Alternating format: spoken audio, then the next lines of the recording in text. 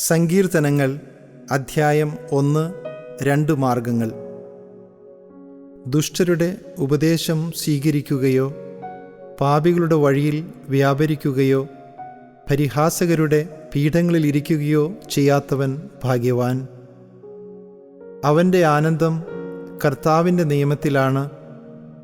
രാവും പകലും അവൻ അതിനെക്കുറിച്ച് ധ്യാനിക്കുന്നു. നീർച്ചാലിനരികെ നട്ടതും യഥാകാലം ഫലം തരുന്നതും ഇലകൊഴിയാത്തതുമായ വൃക്ഷം പോലെയാണ് അവൻ. അവൻ്റെ പ്രവൃത്തികൾ സഫലമാകുന്നു. ദുഷ്ടർ ഇങ്ങനെയല്ല, കാറ്റ് പറത്തുന്ന പതിരു പോലെയാണ് അവർ. ദുഷ്ടർക്ക് ന്യായവിധിയെ നേരിടുവാൻ കഴിയുകയില്ല. പാപികൾക്ക് നീതിമാന്മാരുടെ ഇടയിൽ ഉറച്ചു നിൽക്കാനും കഴിയുകയില്ല.